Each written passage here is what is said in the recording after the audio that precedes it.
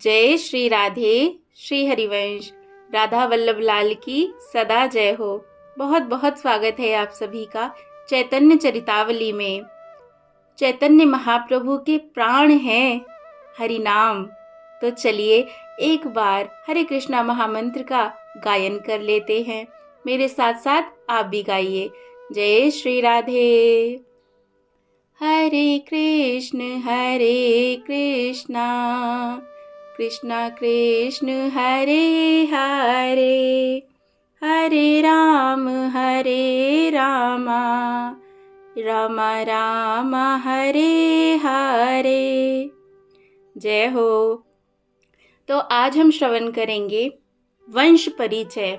तो महाप्रभु के क्या वंश था उनका, उसके बारे में आज हम सुनेंगे। ये अध्याय 3 है। जय श्री राधे।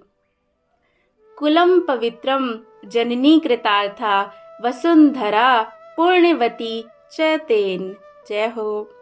सचमुच में माता होना तो उसी का सार्थक कहा जा सकता है जिसके गर्भ से भगवत भक्त पुत्र का जन्म हुआ हो। जन्म और मृत्यु ही जिसका स्वरूप है, ऐसे इस परिवर्तनशील संसार में गर्भ धारण तो प्राय सभी योनियों की माताएं करती हैं, किंतु सार्थक गर्भ उसी का कहा जा सकता है जिसके गर्भ से उत्पन्न हुए पुत्र के ऊपर हरि भक्तों की मंडली में हर्ष ध्वनि होने लगे, जिसके दर्शन मात्र से भक्तों के शरीर में स्तब्ध, स्वेद, रोमांच और स्वरभंग आदि सात्विक भावों का उदय आप से आप होने लगे, तथा जिसके ऊपर विद्वान अथवा शूरवीरों की सभा में सभी लोगों की समान भाव से उसी के ऊपर दृष्टि पड़े, परस्पर में लोग उसी के संबंध में कानाफूसी करे। असल में वही पुत्र कहलाने के योग्य है और उसे गर्भ में धारण करने वाली माता ही सच्ची माता है। वैसे तो शुक्री अथवा कुकरी भी साल में 10-10, 20-20 बच्चे पैदा करती हैं, किंतु उनका गर्भ धारण करना केवल मात्र अपनी वासनाओं की पूर्ति का विकार मात्र ही है। इसी भाव को लेकर कोई कवि बड़ी ही मार्मिक भाषा में माता को उपदेश करता हुआ कहता है। बड़ी सुंदर बात है। जननी जने तो भक्त जनी, या दाता या शूर, नाही तो जननी बांझ रहे, क्यों खोवे है नूर। जय श्री राधे। तो यहाँ पर हम समझ सकते हैं, अगर जननी बनना ही है तो या तो भक्त को पैदा करे, या दानी हो, या शूरवीर हो। अगर ऐसा नहीं है तो स्त्री का बांझ रह जाना श्रेष्ठकर बता रहे हैं कभी, और वो अपना नूर भी खो देती है। इससे क्या फायदा हुआ? कुछ नहीं। भाग्यवती शची माता ने ही यथार्थ में माता शब्द को सार्थक बनाया, जिसके गर्भ में विश्व रूप और श्री कृष्ण चैतन्य जैसे 2 पुत्र रत्न उत्पन्न हुए। श्री कृष्ण चैतन्य अथवा महाप्रभु को पैदा करके तो वे जगन माता ही बन गईं।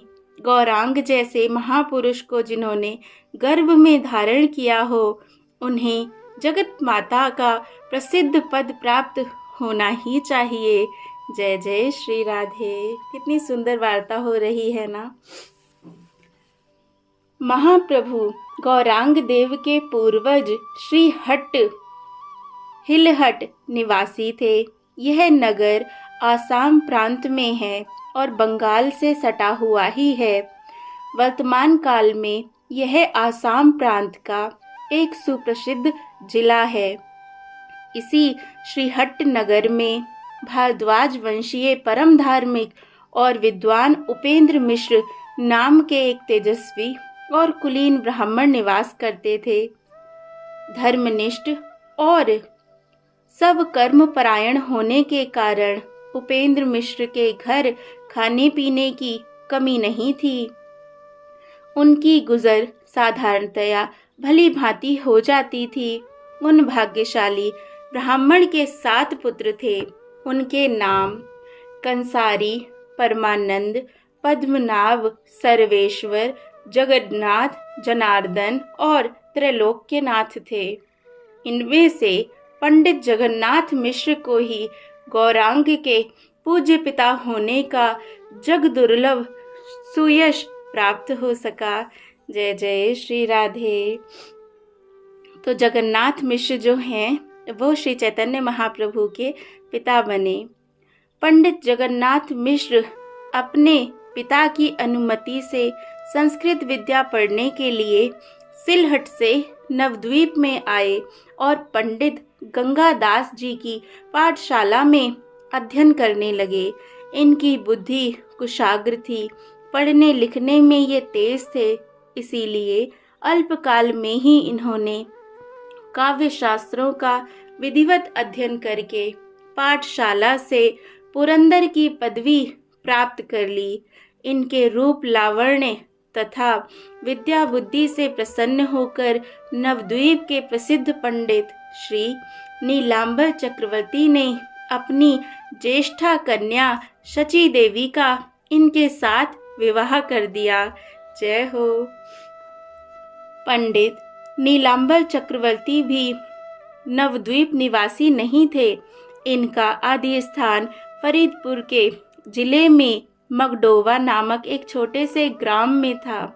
ये भी विद्या अध्ययन के निमित्त नवद्वीप आए थे और पढ़ लिख कर फिर यहीं रह गए। इनका घर बेलपुकुरिया में काजीपाड़ा के समीप था। इनके यज्ञेश्वर और हिरण्य 2 पुत्र और 2 कन्याएं थी। छोटी कन्या का विवाह श्री चंद्रशेखर आचार्य रत्न के साथ हुआ था और बड़ी कन्या जगन्माता शची देवी का पंडित जगन्नाथ मिश्र के साथ। रूपवती और कुलवती पत्नी को पाकर सुंदर महाशय परम संतुष्ट हुए और फिर सिलहट ना जाकर वहीं मायापुर में घर बनाकर रहने लगे। मायापुर में और भी बहुत से सिलहट निवासी ब्राह्मण रहते थे। पंडित जगन्नाथ मिश्र भी वहीं रहने लगे। मायापुर नवद्वीप का ही एक मोहल्ला है। जय जय श्री राधे। आजकल जो नगर नवद्वीप के नाम से प्रसिद्ध है वह तो उस समय कुलिया नामक ग्राम था। पुराना नवद्वीप तो कुलिया के सामने गंगा जी के उस पार पूर्व किनारों पर अवस्थित था, जो आजकल बामन पुकर नाम से पुकारा जाता है। कहा जाता है कि प्राचीन नवद्वीप की परिधि 16 कोस की थी। उसमें अंत्यद्वीप, सीमंत द्वीप, गोद्रुम द्वीप, मध्य द्वीप, कोल द्वीप, ऋतु द्वीप, जन्हू द्वीप, मोद द्रुम द्वीप और रुद्र द्वीप, ये 9 द्वीप थे। इन नवों को मिलाकर ही नवद्वीप कहते थे। जय जय श्री राधे। मायापुर जहाँ पर पंडित जगन्नाथ मिश्र रहते थे वह मध्य द्वीप के अंतर्गत था। अब उस स्थान का पता भी नहीं है कि कहाँ गया। भगवती भागीरथी के गर्भ में सभी प्राचीन स्थान विलीन हो गए। केवल महाप्रभु की कीर्ति के साथ उनके नाम मात्र ही शेष रह गए हैं। जय श्री राधे। पंडित जगन्नाथ मिश्र अपनी सर्वगुण संपन्ना पत्नी के साथ सुखपूर्वक नवद्वीप में रहने लगे। शची देवी के गर्भ से एक एक करके 8 कन्याओं का जन्म हुआ और वे अकाल में ही काल कवलित बन गईं, अर्थात उनका देहांत हो गया। इससे मिश्र दंपत्ति का गृहस्थ जीवन कुछ चिंतामय और दुखमय बना हुआ था। गृहस्थी के लिए संतानहीन होना जितना कष्टप्रद है उससे भी अधिक कष्टप्रद संतान होकर उसका जीवित ना रहना है। किंतु इस धर्मप्राण दंपत्ति का यह दुख और अधिक काल तक ना रह सका। थोड़े ही दिनों के अनंतर सची देवी के गर्भ से एक पुत्र रत्न उत्पन्न हुआ, जिसका नाम मिश्र जी ने विश्वरूप रखा। विश्वरूप सचमुच में ही विश्वरूप थे। माता पिता को इस अद्वितीय रूप लावण्य युक्त पुत्र को पाकर परम प्रसन्नता प्राप्त हुई। चंद्रमा की कलाओं के समान विश्वरूप धीरे धीरे बड़े होने लगे। इस प्रकार विश्वरूप की अवस्था 9-10 वर्ष की हो गई कि तभी माघ मास में सची देवी ने फिर गर्भ रहा। बस इसी गर्भ से महाप्रभु चैतन्य देव का प्रादुर्भाव हुआ।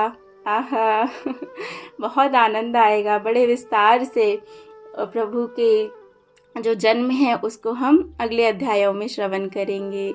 इतने धैर्य से प्रेम से सुनने के लिए बहुत बहुत आभार। अगर आपने चैनल को सब्सक्राइब ना किया हो तो ज़रूर करें। चैतन्य महाप्रभु की सदा जय हो। चैतन्य चरितावली की सदा जय हो। प्यारे राधे श्याम की जय हो। राधा वल्लभ लाल की जय हो। श्री हरिवंश।